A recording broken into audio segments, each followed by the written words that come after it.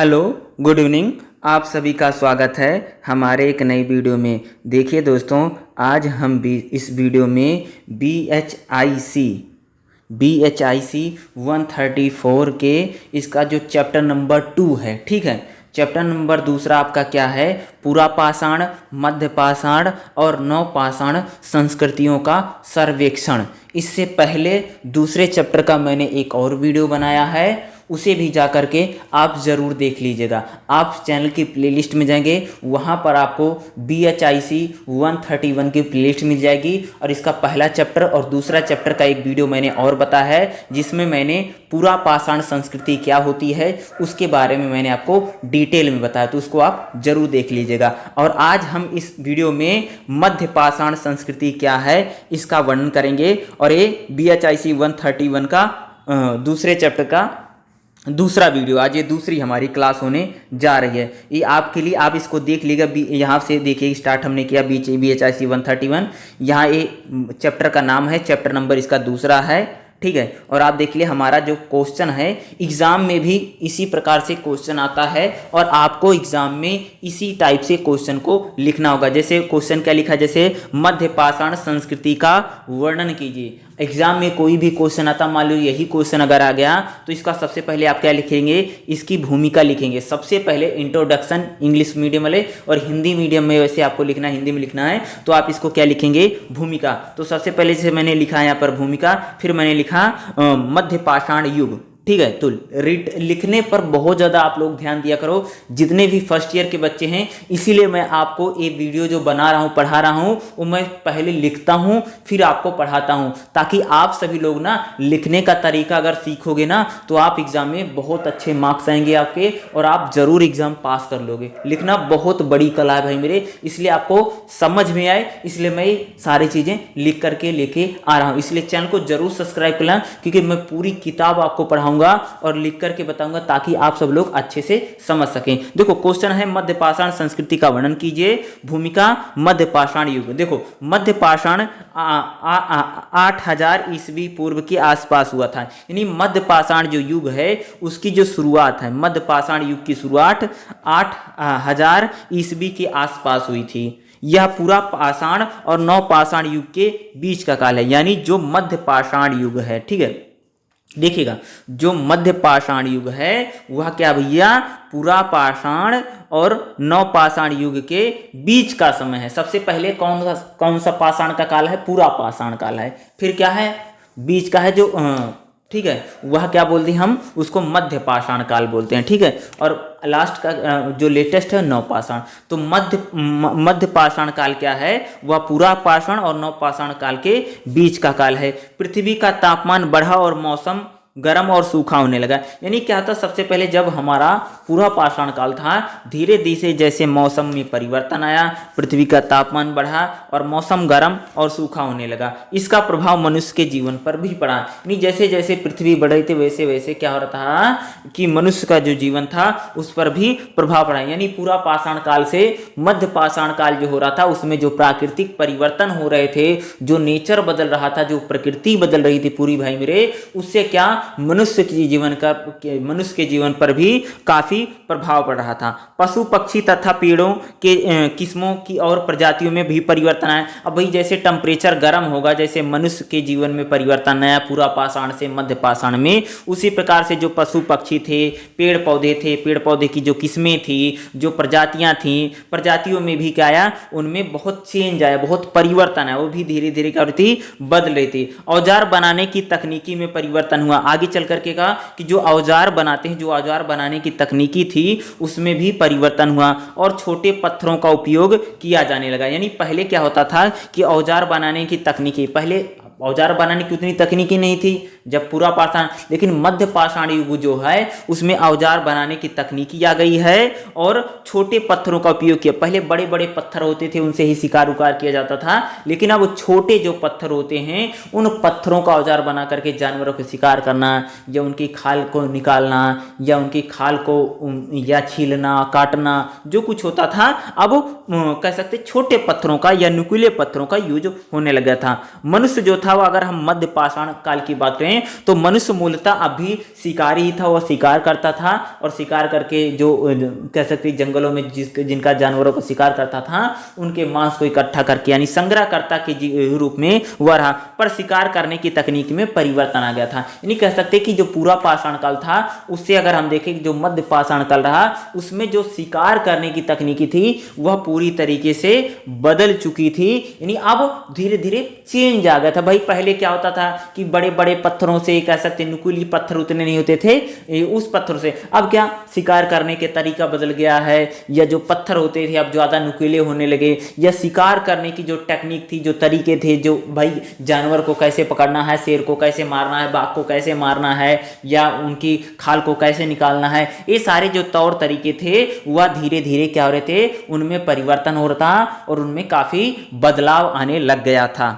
ठीक है, नेक्स्ट हमारी जो इसमें हेडिंग बनेगी देखो क्या रहेगा, मध्य पाषाण युग के औजार। यानी जो मध्य पाषाण काल है उसमें जो आपको पता हो कि जो मनुष्य था वह शिकार करता था या शिकार करके क्या करता था जानवरों की हड्डी है जो खाल है उनको इकट्ठा करके क्या करता था उनको खा पी करके अपना जीवन चलाता था, अपनी जिंदगी चलाता था। तो उस समय भाई जो शिकार होता था मध्य पाषाण युग में तो कौन कौन से औजार थे, यानी जानवरों को जब शिकार करता था कौन कौन से औजार थे।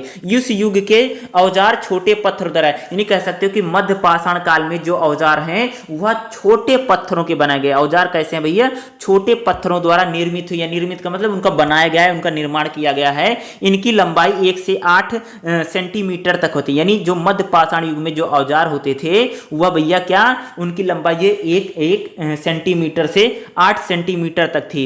और कौन कौन से औजार, जैसे ब्लेड है, क्रोड है, नुकीले हैं, त्रिकोण है, नौचंद्रकार है। इस युग में मुख्य ज्यामितीय औजार थे। यानी अब जो औजार थे उनमें कह सकते हो कि ज्यामिति का मतलब था अलग अलग वैरायटी के, जैसे नुकीलों हैं, त्रिकोण हैं, चंद्रकार हैं, ब्लेड के आकार के हैं। इस प्रकार के क्या होते हैं मध्य पाषाण काल में जो औजार थे उन औजारों में परिवर्तन आने लग गया।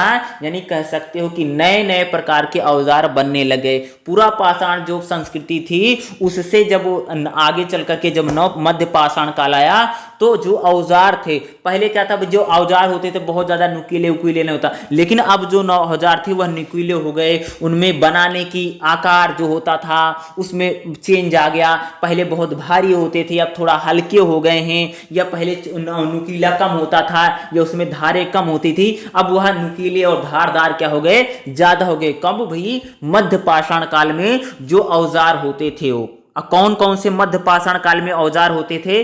पहला औजार क्या भैया ब्लेड है, इसको ब्लेड बोला जाता था। क्या पहला औजार क्या ध्यान रखना ब्लेड। और हेडिंग बनेगी यह एक प्रकार का विशेषाकृति पत्थर होता था, इसका उपयोग संभवतः काटेंगे, यानी एक प्रकार का पतला सा होता था जिसे हम पत्थर बोलते हैं। ब्लेड जैसे अभी भी जो दाढ़ी बनाते हैं शेविंग जो करते हैं ना उसके लिए ब्लेड, तो वही पत्थर मतलब होता पतला सा, जैसे पतली सी जैसे ब्लेड होती उसी प्रकार की ब्लेड होती थी, पतला सा होता था। और इसका उपयोग क्या जो ब्लेड होता था इसका यूज कैसे क्या किसके लिए करते थे भाई मेरे काटने के लिए। अब मैं जैसे जानवर की खाल काटनी है या जानवर की खाल में मांस लगी है उसको काटने के लिए, या मांस को चीरने काटने, या जानवरों को कालो उसका गर्दन काटना है, कुछ भी काटना है तो उसको काटने के लिए इनका यूज किया जाता था। उसके बाद जो दूसरा औजार जो यूज करते थे उसको देखिएगा क्या है क्रोड है। क्रोड क्या साधारणतः क्रोड का आकार बेलनाकार होता था। क्रोड क्या जैसे बेलन होता है रोटी जो इससे बेली जाती है ना उसी प्रकार का उसका आकार होता था, जिसकी पूरी लंबाई में फ्लूटिंग के निशान होते थे।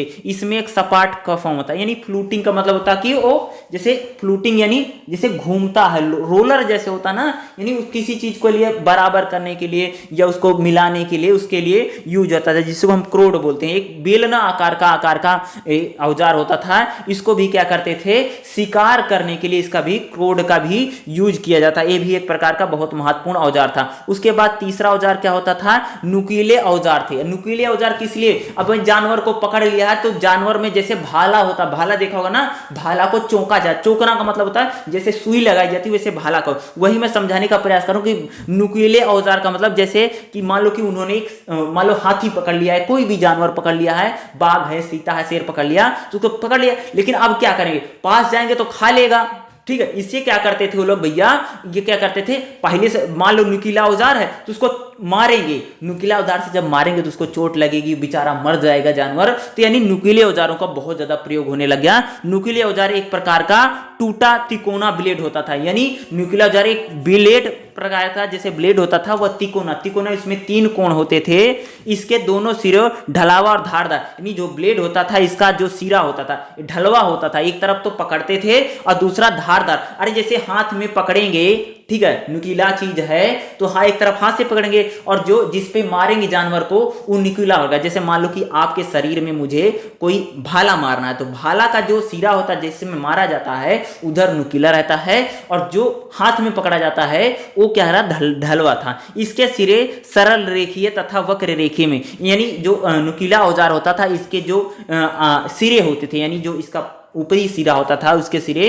वक्राकार होते थे। वक्राकार का मतलब होता है कि गोलाई में बना होता था, ठीक है, गोलाई में बना होता। अगर तुम आपने भाला वाला जैसे होता उसी टाइप का होता था, नुकीला औजार होता था, इससे भी शिकार किया जाता था, ठीक है। अगला जो औजार था इनका क्या, त्रिकोण था, ठीक है। इसमें साधारणतः एक सिरा और एक आधा होता था और एक सिरे को धारदार, यानी त्रिकोण टाइप का एक आकार होता था। इसमें एक सिरा और एक आधार था, एक सिरा और एक सिरा जो होता था वह धारदार होता था। यानी ज्यादातर जो इनके औजार हैं आप देखोगे ज्यादातर नुकीले हैं, धारदार हैं, दो मुहा हैं, पतला है, इस टाइप के ज्यादा होते, ताकि भाई ये जानवर का शिकार कर रहे हैं ताकि उसको मारने में, उसके मांस निकालने में, उसका गला काटने में, यानी काटने, चीरने, फाड़ने में जो औजार ज्यादा यूज होते थे उनका प्रयोग करता है। इसमें भाई नुकीला हो या पतला हो या कह सकते हो धारदार हो, इस प्रकार के औजारों का प्रयोग किया है। क्योंकि हम जब क्या कर रहे हैं, जानवर का शिकार कर रहे हैं और जानवर की जो हड्डी है, जो खाल है, उनको काटना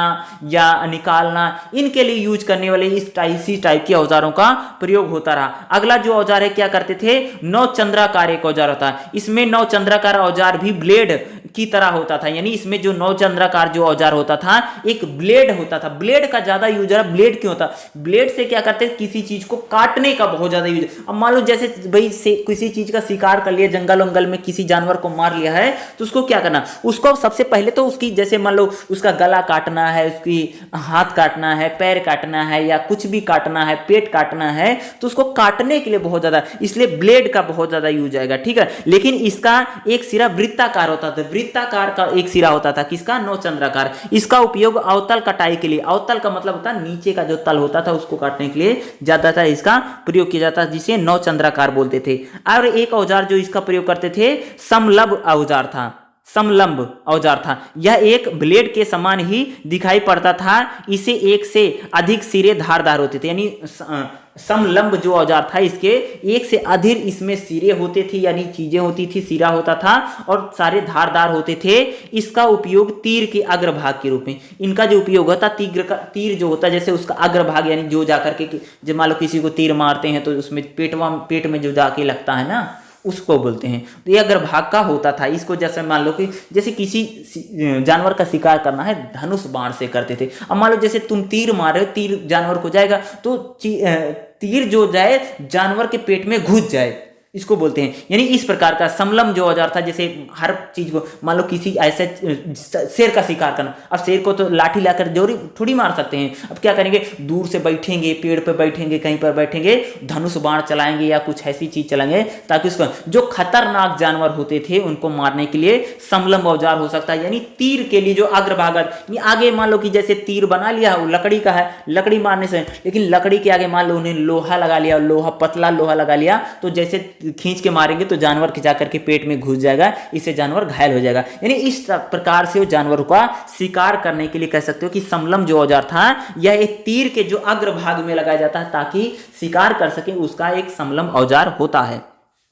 अब हम बात करेंगे जो मध्य पाषाण युग की बस्तियां हैं, वो बस्तियां कैसी थी, यानी जो मध्य पाषाण युग में जो लोग बस्तियों में रहते थे या कह सकते समूह में रहते थे, वह कैसे रहते थे, और ये मध्य पाषाण युग के जो लोग हैं वह कहाँ रहते थे और इनको कहाँ पर ज्यादातर पाया गया है। तो सबसे पहले अगर आप देखेंगे तो मध्य पाषाण युग की जीवन शैली काफी विकसित हो चुकी थी। मध्य पाषाण के युग में मनुष्य की जीवन शैली में काफी विकास हो गया था।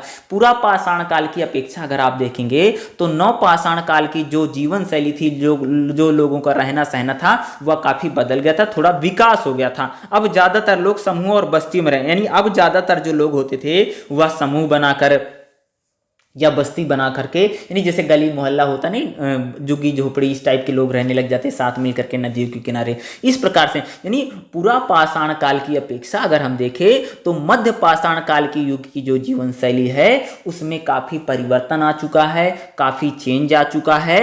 और यानी अब जो मनुष्य है वह समूहों में, बस्तियों में मिलजुल करके साथ रहने लग गया था।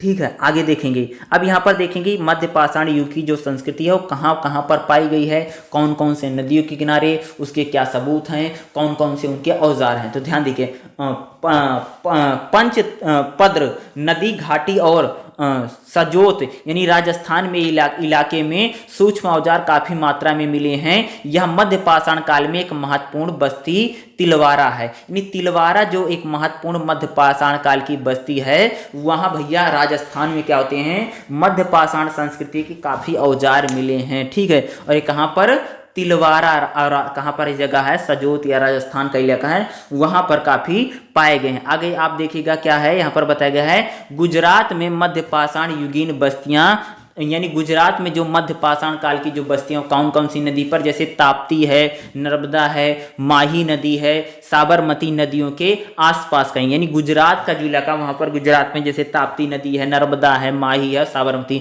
यहाँ के जो बस्तियां नदियां हैं उनके आसपास क्या होती हैं, मध्य पाषाण युग की बस्तियां पाई गई हैं। इनमें ब्लेड, तिकोना औजार, यानी जो कह सकते हैं गुजरात में जो मध्य पाषाण काल की जो संस्कृति के सबूत मिले हैं उनमें कौन कौन से औजार हैं, ब्लेड है, त्रिकोणा औजार है, अर्धचंद्रकार औजार है, खुरचनी है और तक्षणी, इस प्रकार के औजार प्राप्त हुए हैं गुजरात में जो मध्य पाषाण संस्कृति के जो सबूत मिले हैं हमें। ठीक है, अगला जो पॉइंट आप देखेंगे क्या रहेगा, विंध्य और सतपुरा इलाकों में, यानी विंध्य और जो सतपुरा का इलाका है वहां पर मध्य युग की अनेक बस्तियां पाई गई। यानी विंध्य जो पर्वत है या जो सतपुरा का इलाका है वहां पर मध्य पाषाण युग की जो संस्कृतियां हैं उनकी बहुत सारी भैया बस्तियां पाई गई हैं।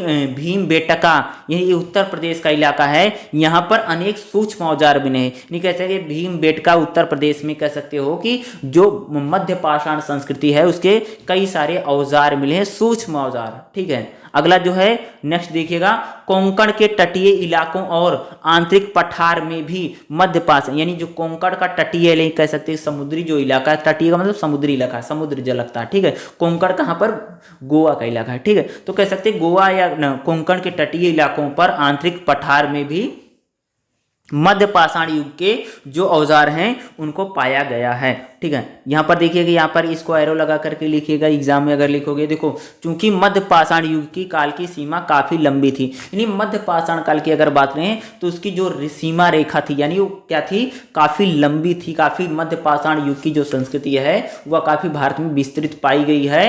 भारत के अनेक मध्य पाषाण युग की बस्तियां, यानी भारत में अनेक जगहों पर क्या कह सकते हो कि मध्य पाषाण युग की बस्तियां पाई गई हैं। विभिन्न बस्तियों का कालक्रम के अनुसार वहां प्राप्त भौगोलिक अवशेषों के आधार पर वर्गीकृत करने का, नहीं कह सकते कि मध्य पाषाण काल की जो बस्तियां पाई गई हैं वह कब की हैं, कितनी पुरानी हैं, वहां से जो प्राप्त अवशेष हैं उनके आधार पे क्या हमेशा पता लगाने का प्रयास किया जाता है कि जो मध्य पाषाण संस्कृति है वह कब थी कब नहीं थी, इसके बारे में लगातार क्या है प्रयास होता रहता है। अगला जो पॉइंट है क्या इसमें देखोगे कि छोटा नागपुर पठार, उड़ीसा के तटीय मैदानी क्षेत्र जो है, बंगाल में जो डेल्टा है, ब्रह्मपुत्र घाटी है, शिलोंग पठारी इलाकों में भी, यानी कह सकते कि जो छोटा नागपुर है, उड़ीसा है का जो तटीय मैदान है, बंगाल का जो डेल्टा है, ब्रह्मपुत्र नदी है, शिलोंग का पठारी, यहाँ पर मध्य पाषाण काल की जो संस्कृति है उसके सूक्ष्म औजार मिले हैं भाई मेरे। कहाँ से, नागपुर से, उड़ीसा से, तटीय इलाके कहाँ पर जो क्षेत्र है, बंगाल का जो डेल्टा है, ब्रह्मपुत्र नदी जो घाटी है, शिलोंग के पठारी क्षेत्रों में से कह सकते हो कि मध्य पाषाण काल की जो संस्कृति है उसके सूक्ष्म औजार हमें इन इलाकों यानी इन क्षेत्रों से भी प्राप्त हुए हैं। ठीक है, अगला जो पॉइंट रहेगा इसमें आप देखोगे क्या रहेगा, कृष्णा और भीमा नदी में भी अनेक औजार, यानी जो कृष्णा नदी है और जो भीमा नदी है वहां पर भी कह सकते हो कि जो मध्य पाषाण काल की संस्कृति संस्कृति है उनके अनेक औजार पाए गए। ये सूक्ष्म औजार नवपाषाण संस्कृति के, ये जो औजार मिले हैं या कह सकते हो कि जो नवपाषाण संस्कृति है उसके चरण में भी आगे भी पाए जाएंगे। यानी कह सकते हो कि मध्य पाषाण संस्कृति में जो भी औजार हमें जहां से मिले ज्यादातर सूक्ष्म औजार है, ज्यादातर नुकीले हैं, ब्लेड है, इस टाइप की चीजें, यानी ज्यादातर सूक्ष्म धीरे धीरे पतले होते चले जा रहे हैं। ठीक है, अगला जो इसमें हेडिंग हम लिखेंगे उसको थोड़ा ध्यान देखिएगा। नेक्स्ट हमारा पॉइंट क्या रहेगा, जो मध्य पाषाण के काल की संस्कृति है, ये लोग रहते कैसे थे, इनके जीवन यापन के तरीके क्या है, ये लोग शिकार कैसे करते थे, कौन कौन से जानवर का शिकार करते थे, या ये लोग कैसे रहते थे, इनका खान पान कैसे था, इनका रहन सहन कैसे था। तो इसके लिए हम एक हेडिंग बनाने गए कि जीवन यापन के तरीके। इसमें आप और भी लिख सकते हैं कि मध्य पाषाण काल के जो मध्य पाषाण काल में जीवन यापन के तरीके कैसे थे। इस प्रकार से आपको एग्जाम में भी लिखना पड़ेगा भाई मेरे, ठीक है। तो देखो इसमें मैंने क्या लिख रखा है, आप देखिएगा। आरंभिक मध्य देखो क्या लिखा है, आरंभिक मध्य पाषाण काल के आरंभिक मध्य पाषाण बस्तियों में कई जानवर के, यानी जो मध्य पाषाण की जो हमें बस्तियां मिली हैं जहां पर लोग रहते हैं, वहां पर अनेक प्रकार के जानवरों को भैया ऐसे मिला, बहुत सारे जानवर। कौन कौन से जानवर, जैसे भेड़ है, भैंस है, सुअर है, कुत्ता है, हाथी है, घोड़ा है, सुअर है, गीदड़ है, चीता है, खरगोश है, हिरण है, मृग है, कछुआ है, छिपकली है आदि।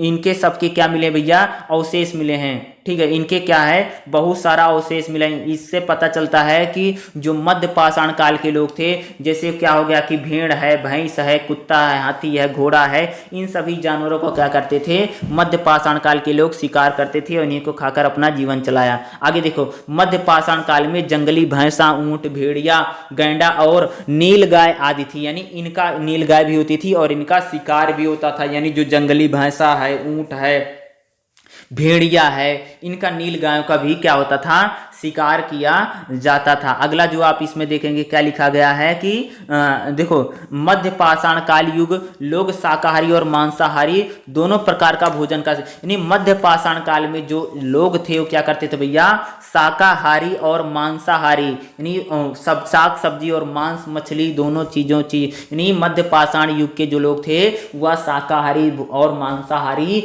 दोनों प्रकार के थे। ठीक है, ऐसा नहीं था एक ही प्रकार के, दोनों प्रकार के थे। दोनों प्रकार के भोजन का सेवन क्या करते थे, यानी दोनों प्रकार का भैया खाना पीना खाते थे। ठीक है, अगला जो पॉइंट है देखिएगा, शिकार करने और मछली मारने के अलावा, यानी जो मध्य पाषाण काल की जो संस्कृति है वह लोग जैसे क्या था, शिकार करने और मछली मारने के अलावा मध्य पाषाण युग के लोग जंगली कंद हो, मूल हो, फल हो, मधु आदि का, यानी कह सकते हो कि ये तो शिकार करके तो खाते ही थे मछलियों को मार करके, जानवरों को मार करके, लेकिन ये क्या करते थे, जंगल में जो कंद मूल फल होता था, मधु यानी जो मधुमक्खी का जो हनी, जिसे हनी बोलते हैं हम लोग, होता है, उसका भी इकट्ठा करके उसका भी खाते थे, उसका भी सेवन किया करते थे। अगला जो पॉइंट रहेगा क्या लिखा है, देखो, मध्य पाषाण युग के सामाजिक जीवन और आर्थिक क्रियाकलापों की जानकारी, यानी मध्य पाषाण काल के युग के जो लोग हैं उनका समाज का जीवन कैसा था, वो रहते थे कैसे, खाते थे कैसे, पीते थे, इन सभी चीजों, या उनका आर्थिक जो क्रियाकलाप यानी पैसे कौड़ी का लेन देन कैसे था, ये सारा चीजें, इसकी सारी जानकारी क्या है, उन्होंने गुफाओं में क्या, दीवारों पर बहुत सारे चित्र बनाए हैं, बहुत सारे नक्काशी की है, बहुत सारे चित्र बनाए हैं। उन चित्रों की मदद के आधार पे हमें पता चलता है वह किस प्रकार के उनका सामाजिक जीवन कैसे था, वह कैसे रहते थे, कैसे नहीं रहते थे। उन्होंने जो जिस गुफाओं में रहे उन गुफाओं पर उन्होंने क्या किया भैया, अपना चित्रकारी किया, अपना चित्र बनाया है, और उन चित्रों के आधार पे हम सब लोगों को पता चलता है कि वह कैसे रहते थे, वह कैसे रहते थे, नहीं रहते थे, उनका खान पान कैसे था, उनका पहनावा कैसे था, उनका रंग रूप कैसे था। इन सभी जानकारियां गुफाओं में बने हमें चित्रों के माध्यम से प्राप्त होती है। इतना तो हम लिखेंगे। और लास्ट में किसी भी क्वेश्चन को भाई मेरे जब लिखते हैं तो उसमें सबसे पहले मैंने भूमिका शुरू में लिखा, बाद में हम लोगों ने सभी हेडिंग को लिखा है, लास्ट में हमें क्या लिखना पड़ता है कि हर एक क्वेश्चन का निष्कर्ष लिखना बहुत ज्यादा जरूरी होता है। इसलिए आपको क्या लिखना पड़ेगा, निष्कर्ष तो लिखना है।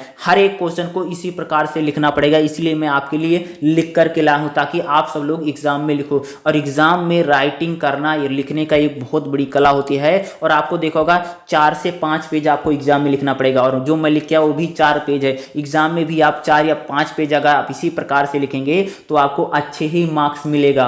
ठीक है। तो निष्कर्ष जैसे मैंने इसमें क्या लिखा है, मध्य पाषाण काल के लोगों का भोजन फल फूल ही था, यानी मध्य पाषाण काल के जो लोग थे वह फल फूल और मांस दोनों का सेवन करते थे, यानी दोनों प्रकार के इनमें प्रवृत्तियां थी रहते थे। और इस काल में क्या जो औजार थे वह कैसे थे, ज्यादातर सूक्ष्म औजार का, नुकीले औजारों का, इन औजारों का प्रयोग करके जंगलों में जानवरों का शिकार किया जाता था।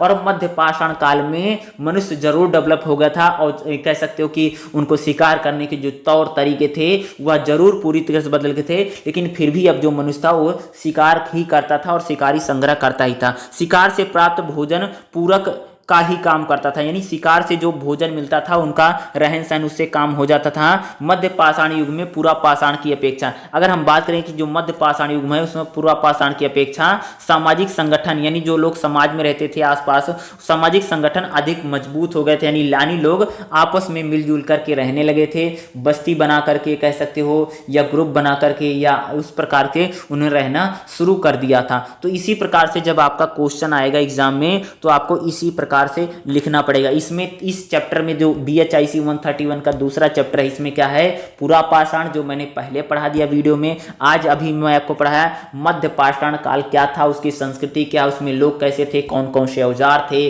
कैसे शिकार करते थे या कैसे भाई वो शिकार करते थे, कैसे रहते थे या उनका जीवन यापन कैसे था, ये सारी चीजें मैंने इस क्वेश्चन में बताया। इसी प्रकार से आपको क्वेश्चन लिखना पड़ेगा। इसमें एक क्वेश्चन और है, वो भी बहुत ही मोस्ट इंपॉर्टेंट क्वेश्चन है। चलिए हम लोग उस क्वेश्चन को भी देख लेते हैं। और वो हमारा क्वेश्चन क्या रहेगा, ध्यान से देखिएगा इस क्वेश्चन को, ठीक है। क्वेश्चन क्या है देखिएगा, भारतीय उपमहाद्वीप में नौ पाषाण संस्कृतियों की प्रमुख विशेषताओं की विवेचना कीजिए, यानी कि जो नौ पाषाण संस्कृति थी उसकी प्रमुख विशेषता क्या है, क्योंकि हम इसमें 3 पाषाण काल पढ़ रहे हैं, पूरा पाषाण काल, फिर हमने मध्य पाषाण काल, अब हम नौ पाषाण काल को पढ़ेंगे, यानी जो लेटेस्ट पाषाण काल का युग था वो नौ पाषाण काल बोला जाता है। उसमें क्या विशेषताएं थी, यानी नौ पाषाण काल कैसे था, उसकी क्या खूबियां थी, क्या विशेषताएं थी, उनके बारे में। ये भी क्वेश्चन आपके एग्जाम के लिए बहुत ही मोस्ट इंपॉर्टेंट क्वेश्चन है। और ये दूसरे चैप्टर में केवल 3 क्वेश्चन है। पहला क्वेश्चन मैंने एक अलग वीडियो बना करके समझाया था और इस वीडियो में मैं आपको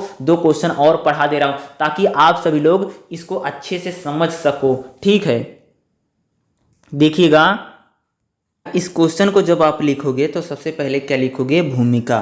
देखो, किसी भी क्वेश्चन को जब हम लिखते हैं सबसे पहले उसकी भूमिका लिखते हैं, ठीक है। तो भूमिका में क्या लिखते हैं, बेसिक जो बातें होती हैं उस क्वेश्चन को लेकर के एक भूमिका बनाते हैं। क्वेश्चन क्या है, क्वेश्चन के बारे में क्या, उसको लिखते हैं। सबसे पहले देखो क्वेश्चन जैसे हमारा क्या है कि भाई नौ पाषाण संस्कृतियों की प्रमुख विशेषता। देखो, आपसे एग्जाम में पूछ सकता है कि नौ पाषाण संस्कृतियों की विशेषता बताओ। तो इसमें 3 क्वेश्चन है इस दूसरे चैप्टर में, पूरा पाषाण काल, मध्य पाषाण काल, नौ पाषाण काल। और हम तीसरा क्वेश्चन करें, इससे पहले 2 बता दिया है। तो नौ पाषाण काल संस्कृतियों की प्रमुख विशेषताओं की विवेचना कीजिए। तो सबसे पहले हमने लिखा यहाँ पर भूमिका, ठीक है। भूमिका में देखो क्या, भारतीय उपमहाद्वीप में पशुओं को पालने तथा कृषि कार्यों का इतिहास वस्तुतः नवपाषाण संस्कृतियों के उदय से प्रारंभ होता है। यानी कह सकते हैं कि भारतीय उपमहाद्वीप है, यानी जो भारत है, जैसे भारत पहले का था, बहुत पहले भाई पाकिस्तान भी हमारा इलाका था, बांग्लादेश भी, नेपाल भी, भूटान भी लगभग एक ही था। तो जो इसी को क्या बोलते हैं, भारतीय उपमहाद्वीप बोला जाता है, ठीक है।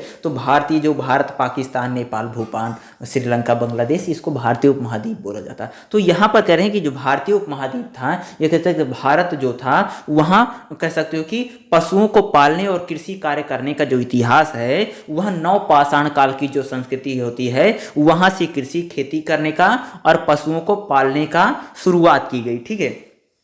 घोषित पत्थर की कुल्हाड़ियों को छोड़ करके इस उपमहाद्वीप की सभी नवपाषाण संस्कृतियों को निम्नलिखित भौगोलिक क्षेत्रों में वर्गीकृत के आधार पर कर सकते हैं। यानी कह सकते हैं कि जो नवपाषाण काल की जो संस्कृति है उसमें कुल्हाड़ी को अगर हम छोड़ दें तो उपमहाद्वीप में सभी जितने नवपाषाण संस्कृतियां हैं वह उनके भौगोलिक क्षेत्रों के आधार पर वर्गीकृत किया जा सकता है। यानी नवपाषाण की जो काल की जो संस्कृति है अलग अलग क्षेत्रों में अलग अलग चीजों का विकास हुआ। नवपाषाण काल की जो संस्कृति उसमें मनुष्यों ने क्या किया, जानवरों को जो अभी तक शिकार करते थे अब उनको भी इन्होंने पालना शुरू कर दिया। और नवपाषाण संस्कृति में एक बड़ा परिवर्तन आया कि जो हम मनुष्य था उसने खेती करना प्रारंभ कर दिया, यानी अभी तक खेती नहीं करता था, नवपाषाण काल की संस्कृति में ही खेती करना। भाई खेती, गेहूं की खेती, चावल की खेती या जौ की खेती, इनकी खेती करना शुरू कर देगा। और दूसरा इसने क्या किया, जिन जानवरों का शिकार इसने पूरा पाषाण काल में और मध्य पाषाण काल में किया, अब उन जानवरों में जैसे इसने कुत्ते को पालतू बनाया, सबसे पहले कुत्ते को पालतू बनाया गया था, धीरे धीरे अन्य जो जानवर थे उन मवेशियों को भी पालना शुरू कर दिया। अब उनको पशुपालन करना शुरू होगा। ये बहुत बड़ा डेवलपमेंट था, एक बहुत बड़ा एग्जाम्पल है कि नवपाषाण संस्कृति में क्या परिवर्तन आया है कि मनुष्य ने भाई जानवरों को पालना कर दिया। जानवरों को पालेगा तब उसे क्या मिलेगा, उसको दूध मिलेगा, दही मिलेगा, घी मिलेगा, ये सारी चीजें मिलेंगी। दूसरा क्या होगा कि कह सकते हैं कि जानवरों को खेती होने लगी, तो जानवरों का बहुत ज्यादा जो यूज होता था वह खेती में ज्यादा होने लग गया, यानी खेतों को जोतने के लिए, इन सभी चीजों के लिए उनका प्रयोग होने लगा। और मध्य पाषाण काल की संस्कृति में जो विकास होता है वह अलग अलग भौगोलिक क्षेत्र में, जैसे बिहार है, यूपी है, बंगाल है, ये मान लो राजस्थान है, तो अलग अलग क्षेत्र हैं। जैसे उत्तर पश्चिम का जो क्षेत्र है, उत्तर पश्चिम का मतलब होता है कि जो हमारा पाकिस्तान के साइड का जो इलाका था उसको उत्तर पश्चिम का क्षेत्र बोला जाता था। और नवपाषाण काल की जो संस्कृति है अलग अलग क्षेत्रों में अलग अलग चीजों का परिवर्तन है या अलग अलग चेंज आता है। तो सबसे पहले अलग कौन सी भौगोलिक क्षेत्र को देखेंगे, तो हमारा जो पहला भौगोलिक क्षेत्र क्या है, उत्तर पश्चिम क्षेत्र। उत्तर पश्चिम का क्षेत्र यानी जो पाकिस्तान और बलूचिस्तान का जो क्षेत्र है उसको हम क्या बोलते हैं, उत्तर पश्चिम का क्षेत्र बोला जाता है। तो सबसे पहले हेडिंग डालोगे, उत्तर पश्चिम क्षेत्र लिखोगे, क्या लिखोगे, भारतीय उपमहाद्वीप पर कृषि का सर्वप्रथम साक्ष्य उत्तर पश्चिमी, यानी भारतीय महाद्वीप पर जो खेती करने की शुरुआत की गई थी वह कह सकते भैया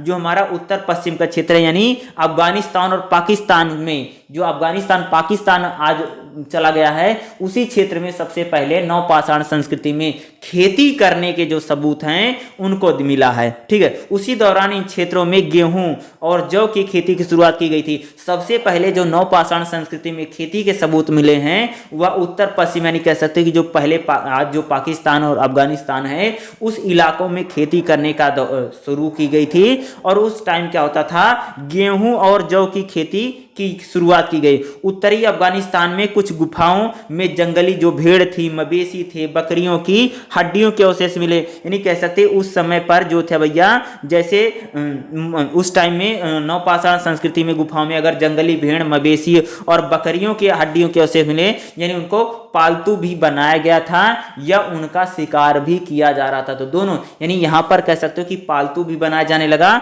और उनका शिकार भी किया जा रहा था। यानी आगे देखो, पाकिस्तान और बलूचिस्तान में कृषि और पशुओं को पालने की शुरुआत के प्रमाण मिलते हैं। यानी पाकिस्तान और बलूचिस्तान में नवपाषाण काल की जो संस्कृति है वहां पर पशुपालन के सबूत कहां से मिलते हैं हम लोगों को, पाकिस्तान और बलूचिस्तान उत्तर पश्चिम का जो हमारा क्षेत्र वहां पर कृषि और पशुपालन की शुरुआत के प्रमाण मिलते हैं। बलूचिस्तान में कांची के मैदानों पर प्रारंभिक कृषि व्यवस्था, यानी बलूचिस्तान का जो क्षेत्र है कांची, वहां के मैदान के जो क्षेत्र है वहां पर कृषि अर्थव्यवस्था का यानी खेतों का सबूत मिलता है, यानी खेती शुरुआत की गई थी। ठीक, आगे देखो, मेहरगढ़ आपको पता होगा कि बहुत इंपॉर्टेंट क्षेत्र है हमारा, साइट्स है। मेहरगढ़ से प्राप्त प्रमाणों के आधार पर, यानी मेहरगढ़ में जो प्रमाण मिले, जो सबूत मिले भैया, उसमें कांची के मैदानों में मवेशी और भेड़ों को पालने, यानी कांची के जो मैदान थे वहां पर जो मवेशी यानी जो जानवर होते थे उनको भी पाला जाने लगा और जो भेड़ थी भेड़ों को भी पाल रहे थे।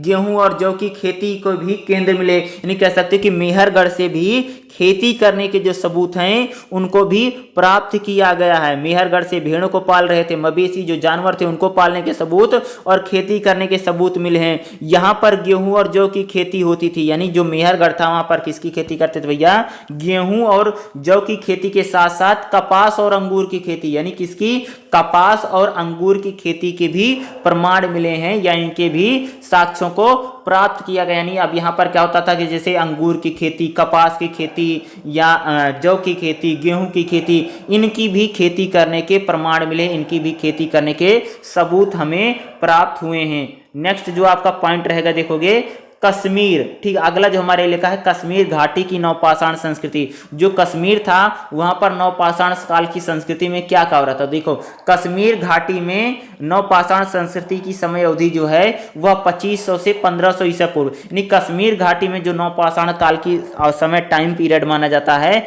वह 2500 से 1500 ईसा पूर्व माना जाता है। लगभग 2500 ईसा पूर्व में कश्मीर घाटी में ग्रामीण बस्तियां थी, यानी कश्मीर में जो थी ज्यादातर क्या थी भैया, वह गांव की बस्तियां थी या ग्रामीण बस्तियां बसी हुई थी। गुफरकाल और बुजुर्ग होम यहाँ की महत्वपूर्ण बस्ती थी। कौन सा, गुफराकाल और बुजुर्गवा होम क्या थी, महत्वपूर्ण बस्तियां थी। बुर्जा होम में, यानी जो बुर्जा होम है, बुर्जा होम में मृद भांडों के संकेत मिले। जो देखो जो बुर्जा होम है वहां पर मृद भांड का मतलब भैया मिट्टी के बर्तन। मृद भांड किसको बोलते हैं, जो मिट्टी का बर्तन होता है इसी को बोला होता है मृद भांडों के संकेत मिले हैं। गुफकराल में देखो क्या, जो जो कश्मीर में है गुफकराल में गेहूं है, जौ है, मसूर है, अरहर है तथा भेड़ बकरियों लाल मृग की हड्डियां प्राप्त हुई। यानी कह सकते हो कि ये इस समय क्या होता था कि गुफकराल में क्या होता, गेहूं जौ बाजरा इनकी खेती हो रही थी और भेड़ बकरियां जो मृग होते थे इनको भी पाला जा रहा था। इनके भी पालने की हमें क्या मिलते हैं, सबूत मिलते हैं। कहां पर भाई, मेरे कश्मीर से। अगला क्या है, बेलान घाटी। देखो बेलान घाटी एक मानसूनी क्षेत्र था, यानी बेलान जो घाटी है वहां पर मानसूनी इलाका है, मानसूनी क्षेत्र माना जाता था। यहां पर सागौन के, बांस के और ढाक के घने जंगल है। यानी बेलान घाटी में क्या है, बहुत सारे भैया जंगल पाए गए, जैसे सागौन का पेड़ है, बांस का पेड़ है या ढाक के घने जंगल है। ये जंगल बाघ, नीलगाय, चीते आदि जैसे अन्य पशुओं के प्राकृतिक आवास है। यानी बेलान घाटी में अगर हम बात करें, बेलान घाटी में क्या होता था कि वहां पर जैसे बाघ था, नीलगाय था, चील थी आदि जो पशु होते थे जंगली, उनका आवास केंद्र बना। ये बहुत बड़ा जंगल था, बेलान घाटी जंगल का ही एरिया था और एक मानसूनी क्षेत्र था। यहाँ पर जो मौसम मानसून आता था तो बहुत बारिश होता था। अगला जो इलाका है आप देखेंगे, हमारा पॉइंट रहेगा बिहार मध्य गंगा घाटी की, यानी बिहार और मध्य गंगा, यानी गंगा का जो मध्य क्षेत्र है और जो बिहार का इलाका, वहां पर नवपाषाण काल की संस्कृति क्या थी या उसके बात को, यहाँ लगभग 2000 से 1600 ईसा पूर्व के मध्य ग्रामीण बस्तियां बसी। यानी बिहार और मध्य एशिया जो मध्य गंगा घाटी है वहां पर लगभग 2000 से 1600 ईस्वी पूर्व में गांव में बस्तियां बसी। यहाँ की प्रमुख बस्तियां क्या हैं, चिरांद है, चेचर है, ताराबिद है, सोनुआरा है। देखो सोनुआरा के लोग चावल, मसूर, मटर और मोनी अनाज की खेती करते थे। यानी सोनुआरा जो था वहाँ के लोग क्या थे, जैसे क्या करते भैया, लोग क्या थे, जैसे लोग चावल है, मसूर है, मटर है, मोटा अनाज है, इनकी क्या करते थे खेती। चिरंद से कच्चे फर्श, उपरत्न, मानक, मृदभांड यानी सूक्ष्म पाषाण, यानी इनके जो छोटे छोटे जो पत्थर होते हैं इन पत्थरों को क्या कह सकते हो वहां से प्राप्त किया गया। अगला जो पॉइंट आपका रहेगा पूर्वी भारत का जो इलाका है, पूर्वी भारत के अंतर्गत उत्तरी कछार, असम की पहाड़ियां और गोरों तथा नागा पहाड़ियां आती हैं। यानी पूर्वी भारत जो, यानी जो हमारे पूर्वोत्तर के इलाके हैं, यहाँ पर अगर आप देखोगे तो बहुत सारी पहाड़ियां प्राप्त की गई। यहाँ पर गोरों और नागा जनजातियों के रहने के सबूत मिले हैं, प्रमाण मिले हैं नवपाषाण संस्कृति में। अलग अलग भौगोलिक क्षेत्र के, यानी जो अलग अलग भारत का हमारा भौगोलिक इलाका है वहां पर जो नवपाषाण काल की संस्कृति थी वहां पर कहां पर भैया खेती के सबूत मिले हैं, कहां पर पशुपालन के सबूत मिले हैं। इन्हीं चीजों को हम अलग अलग इलाकों में अलग अलग भौगोलिक क्षेत्रों के दशाओं के अनुसार इनको हम देख रहे हैं। ऐसे आपको एग्जाम में भी लिखना पड़ेगा। नेक्स्ट हमारा जो पॉइंट रहेगा दक्षिण भारत चलते हैं, ठीक है। दक्षिण भारत में अगर नागार्जुन है, गोंडा है, मक्सी है, बुधगिरी है, पिलकिली हाल है, लहूर है, कपूरथला आदि इत्यादि क्षेत्र में दक्षिण भारत में नवपाषाण काल के महत्वपूर्ण स्थल हैं। यानी ये सभी जो हैं दक्षिण भारत में जो नवपाषाण काल की संस्कृति है उसके प्रमुख स्थल हैं। यानी यहाँ पर ये नवपाषाण संस्कृति के क्या हैं, सबूत या साक्ष्य मिले हैं। दक्षिण भारत में नवपाषाण काल की सबसे पहले उगाई गई फसल रागी थी। यानी दक्षिण भारत में नवपाषाण काल में भैया सबसे पहले कौन की फसल उगाई थी, रागी त्यागी थी। अन्य फसलों में जैसे दक्षिण भारत में बात करें नवपाषाण काल में कौन कौन सी फसलों का उत्पादन हुआ, जैसे गेहूं है, कुल्ची है, अंगूर आदि था। उत्खनन यानी जब खुदाई की गई दक्षिण भारत में तो वहां से प्राप्त प्रमाणों से पता चला है कि पशुओं का उपयोग भारी वाहन को या भारी सामान को खींचने के लिए, यानी दक्षिण भारत में जो पशु पालन किया जाता था किस लिए करते थे, ताकि जो पशु हैं, जो भारी वाहन है, जो अनाज को ढोना है, उनको ढोनों में या अनाज को लाने ले जाने में, भारी वाहनों को खींचने में या सामानों को खींचने के लिए उनका क्या करते थे, प्रयोग किया जाता था। ठीक है, नेक्स्ट जो हमारा पॉइंट रहेगा क्या रहेगा, उत्तरी मध्य तथा पश्चिमी दक्कन। दक्कन का जो इलाका उत्तरी और पश्चिमी का, दक्कन में नवपाषाण काल की संस्कृति क्या थी, या वहां पर पशुपालन के या कह सकते हो खेती के क्या क्या सबूत मिले। इस क्षेत्र में काले पास पर बनाए घसित पत्थर के औजार मिले हैं, समांतर पक्षीय फलक और गोमदे, इंद्रगोद, मणि के सूक्ष्म पाषाण, धूस, मृदभांड, ताम्र पाषाण प्रकार के चित्रित, यहाँ पर मृदभांड यानी मिट्टी के बर्तन बहुत ज्यादा मिले हैं। यहाँ से नवपाषाण काल के कोई स्पष्ट अवशेष, यानी कह सकते हैं कि जो दक्कन का इलाका है, जो उत्तरी मध्य भारत का इलाका है, यहाँ पर जो नवपाषाण काल है, ठीक है, नवपाषाण काल है, उसका कोई अवशेष प्राप्त नहीं हुआ। कहां पर, दक्कन के इलाके से नवपाषाण काल की जो संस्कृति है उसका कोई हमें सबूत नहीं मिला, क्योंकि यहां पर ज्यादातर जो सूक्ष्म पत्थर मिले हैं या मृदभांड मिले हैं, मृदभांडों को ही ज्यादातर या औजार मिले हैं, यानी कह सकते हैं कि पशुपालन के और कृषि के हमें सबूत दक्कन का जो इलाका है, या जो उत्तरी और पश्चिमी जो मध्य भारत का जो दक्कन यानी दक्षिण का इलाका, जो कर्नाटका और कह सकते हैं आंध्र प्रदेश का जो इलाका है, यहाँ इन इलाकों में जो नवपाषाण काल की संस्कृति उसका कोई स्पष्ट अवशेष हमें प्राप्त नहीं हुआ। और लास्ट में जब हम क्वेश्चन को लिखते हैं तो उसमें क्या लिखते हैं, लास्ट में हम क्या लिखते हैं भाई मेरे, निष्कर्ष। और निष्कर्ष को भी आपको क्या करना पड़ना है, लिखना जरूर होता है। निष्कर्ष में आप क्या लिखोगे कि नवपाषाण काल की जो संस्कृति है भारत के अलग अलग भौगोलिक क्षेत्रों में उसका विकास हुआ था, और भारत के लगभग सभी क्षेत्रों में अगर देखेंगे तो नवपाषाण काल की संस्कृति के हमें सबूत मिले हैं। और ज्यादातर नवपाषाण काल की संस्कृति देखे तो वहां पर जो कृषि और जो पशुपालन है उसका कार्य हो रहा था। कृषि में जैसे गेहूं है, जौ है, बाजरा है, मटर है, या कह सकते हैं इन फसलों का उत्पादन हो रहा था। और पशुओं को पालतू बनाया गया था, उनको कह सकते हैं उनको दूध के लिए या उनकी खाल बेचने के लिए या कह सकते शिकार करने के लिए पशुओं को पालना भी नवपाषाण काल की संस्कृति में शुरुआत हो गई थी। तो इस बात को आप क्या लिखेंगे, निष्कर्ष में लिखेंगे जो मैंने बोला है। ठीक है, इसी प्रकार से आप किसी भी एग्जाम में आप आंसर शीट में आपको ऐसे ही लिखना पड़ेगा। तो इसी के साथ ही आपका दूसरा चैप्टर है वो लगभग समाप्त हो चुका है। इसमें 3 क्वेश्चन थे, 2 क्वेश्चन मैंने आपको इस वीडियो में बताया है, और पहला क्वेश्चन जो मैंने बताया था आपको एक पहले वीडियो बना करके दिया था। तो लगभग 2 चैप्टर समाप्त हो गया। कल मैं आपको इसकी तीसरी क्लास पढ़ाऊंगा, इसलिए चैनल को जरूर सब्सक्राइब करना, क्योंकि मैं डेली आपको क्लास करवाने जा रहा हूं। ये वीडियो आपको कैसे लगा मुझे जरूर बताइएगा। वीडियो को देखने के लिए आप सभी का बहुत बहुत धन्यवाद। चैनल को सब्सक्राइब कर लें, क्योंकि क्लास अगली होने वाली है।